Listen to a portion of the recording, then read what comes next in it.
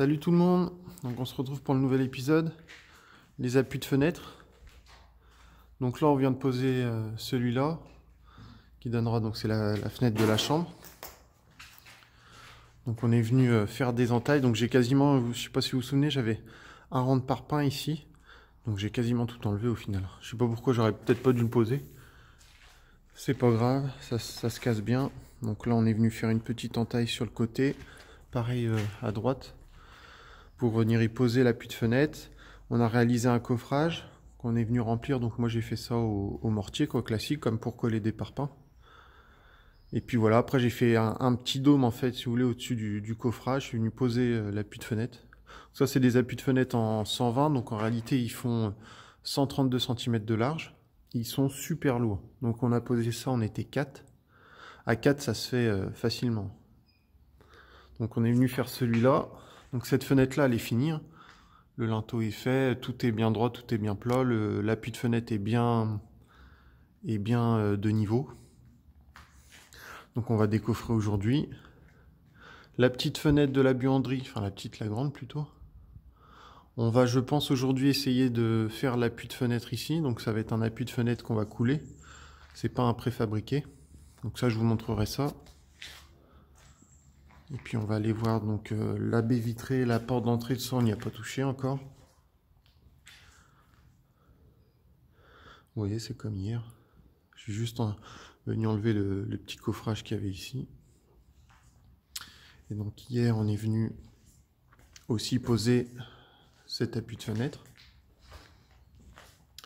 Donc pareil, hein, on casse bien sur les côtés, le petit coffrage, tout bien de niveau. Donc mes appuis de fenêtre, ils sont, je les ai réglés pour que le haut de l'appui, ici en fait, il soit à 1 mètre du sol fini. Donc je sais pas si vous voyez sur les murs, moi je me fais plein de petits repères. Avec le niveau laser, je suis venu poser ça. Donc en fait, mon appui de fenêtre, il est exactement au même niveau que celui qui est quasiment 14 mètres plus loin là-bas.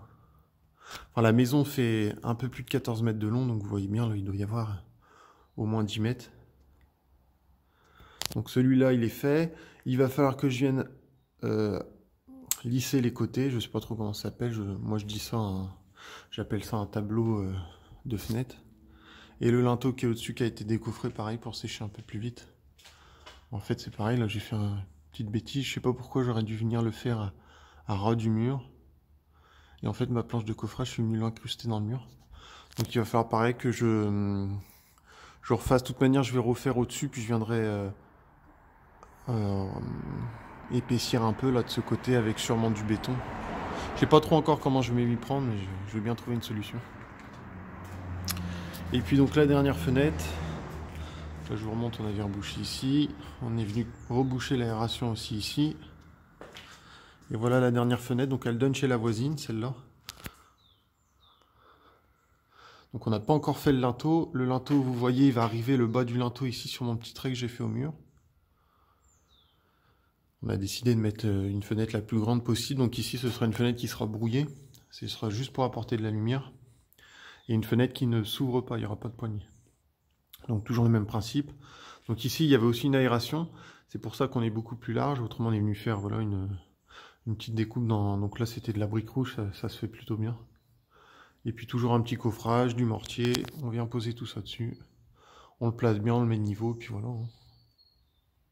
Là je vous montre, donc chez la voisine, la terre est beaucoup plus haute. Je ne sais pas si vous allez vous en rendre compte. Alors là... Vous voyez le niveau de son terrain, il doit arriver en dessous mon coffrage. C'est pareil, je ne sais pas si vous l'avez remarqué, tiens je viens de penser à ça. Donc mes appuis de fenêtre sur celui-là, j'ai fait une petite bêtise. En fait j'ai dit à mon fournisseur que mon mur faisait 20 cm de large. Donc j'ai pris un appui de 34 cm de large aussi du coup, enfin de profondeur. Et en fait, mon mur, il fait pas 20 cm de large, mais il en fait déjà 23. Plus, j'avais complètement zappé, donc il y a le crépi à l'extérieur, ça c'est pas très grave. Mais il y a surtout ces 5 cm d'enduit en fait.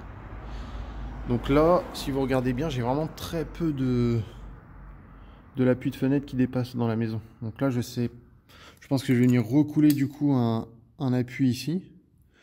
Puisque je pense pas que ma fenêtre va venir reposer bien sur cette partie-là. Je pense que c'est pas assez. Donc je vais voir, soit je mets un petit appui en bois, puis comme ça me permet de couper un peu ça va permettre de couper un peu le pont thermique qu'il y a ici. Ou soit je recoule en béton. Je sais pas du tout. Parce que si je fais en bois, je sais pas vraiment comment je vais me fixer encore. Je vais voir ça par la suite. Donc les appuis c'est pareil, ils sont sortis exactement de la même, des mêmes centimètres vers l'extérieur. Puis c'est pour comparer, vous voyez bien l'appui de fenêtre, il sort bien du mur. Donc moi je vais avoir de l'isolation de 140, plus le placo, plus une petite lamelle d'air. Donc en gros il y aura 160. Et ici je crois que j'ai 10 cm quoi qui dépasse. Donc là ici de ce côté on sera nickel. Et puis par l'extérieur, on voit bien que l'appui sort juste de ce qu'il faut. Je l'ai fait sortir de 6 cm.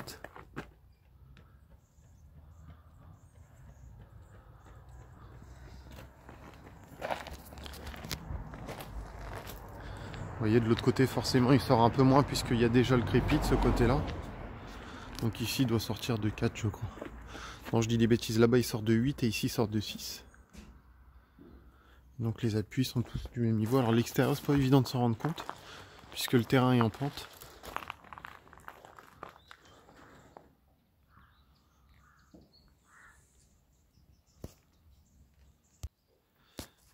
Et puis c'est pareil, je pense que vous l'avez remarqué.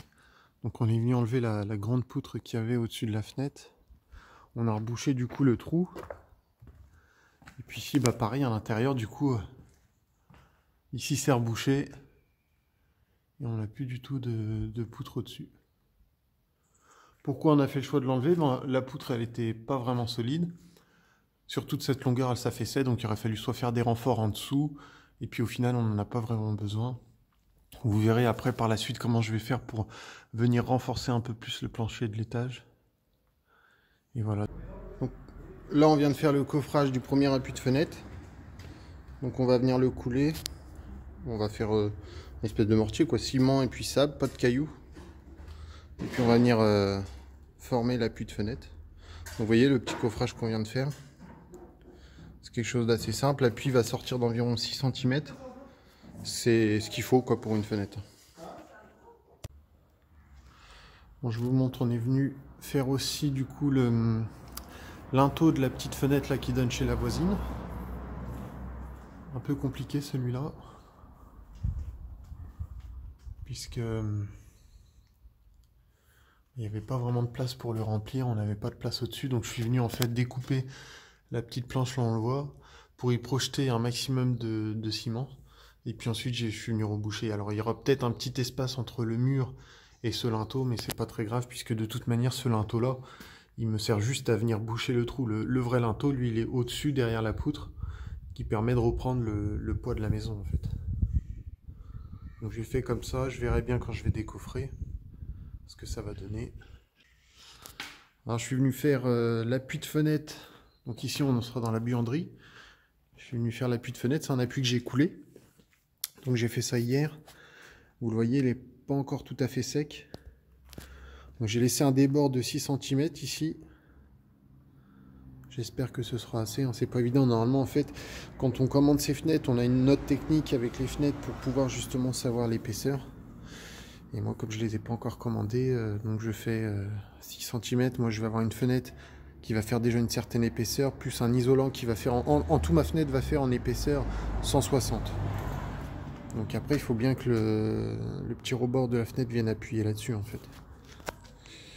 Bon ça comme je l'ai coulé, je sais que c'est pas méchant, je pourrais toujours repercer, refoutre des tiges filetées et refaire un prolongement quoi. Mais bon c'est jamais top de faire ça non plus quoi. Donc voilà, je vous montre d'un peu plus près. Je suis venu après bien le talocher. J'ai balancé donc du ciment en poudre dessus une fois que j'ai fait ressortir un peu l'eau. Ce qui permet de le glacer, d'avoir un rendu assez lisse. Là, je sais pas si vous voyez, il brille encore hein, au bout d'une journée. Je suis venu toucher, tiens ici, là il brille encore. Et puis je suis venu arrondir tout le long. Je vous montrerai le résultat une fois qu'il sera bien sec. J'espère qu'il va sécher parce que là, les petites taches noires, ça me plaît pas trop. Après, j'ai commencé par celui-là, puisqu'en fait, celui-là, il donne sur la rue. Et puis, c'est pas vraiment grave, hein. C'est plus ceux qui sont dans la cour où ceux-là, va vraiment falloir que ce soit nickel. Donc, je vais commencer, on va dire, à m'entraîner par celui qui se verra le moins. Et puis, c'est pareil, je vais vous montrer ma petite faute d'inattention, ma petite bêtise. Donc, vous l'avez vu, on a posé l'appui de fenêtre de la cuisine. Il dépassait vraiment de pas grand chose. Et puis bon, j'ai un voisin qui était ancien maçon qui est venu me voir et donc il m'a dit oh, tu vas galérer quand tu vas poser ta fenêtre, ça va vraiment être un gros bordel. Donc j'ai réfléchi, il m'a dit franchement tu ferais mieux de l'enlever. J'allais faire donc les tableaux, là, les côtés de la fenêtre. Donc elle est en plus venir reposer sur l'appui de fenêtre. Donc l'appui là il aurait vraiment été scellé à mort. Donc là il m'a dit ouais vraiment tu devrais l'enlever quoi, tu vas vraiment te faire chier. Et donc bon, j'ai réfléchi un peu puis au final on l'a fait sauter, hein. Vous voyez on l'a viré en fait. De toute manière il m'a dit ça tient pas, même en maçonnerie lui ce qu'il faisait ça a du mal à coller, à adhérer. Donc en fait on est venu avec 2 serre-joints le décoller et il s'est levé sans problème. Donc là je vais vous montrer, j'en ai racheté un du coup beaucoup plus profond. Donc c'est un 40, donc il va sortir, l'autre sortait de 2 cm, lui il y aura du coup 6 en plus. Donc là on va vraiment être bien pour pouvoir poser la fenêtre par dessus. Comme ça on pourra se faciliter la chose. Déjà que bon, j'aurais été menuisier ou voilà, poseur de fenêtre, peut-être que je me serais embêté. Et puis voilà, mais là quand c'est pas son métier, autant faire les choses bien dès le début. Et puis comme ça après, bon, ça nous facilite le boulot. Donc je vous montre un petit coup ce que j'ai racheté. Et puis bah, vous le verrez, hein. En fait l'appui je vais le coller avec du Sika. Il m'a dit tu t'embêtes pas, tu recolles directement ça avec du Sika. Et puis ça fait très bien l'affaire. En plus après, vous voyez je vais faire les côtés, ça va vraiment l'englober. Ça bougera plus du tout. Je vous montre un coup. Donc voilà dans le camion, le nouvel appui de fenêtre. En 40 cm de profondeur, toujours 132 de large. Donc on le voit, il est bien sale. C'est aussi pour ça que j'avais pas voulu trop prendre du 40.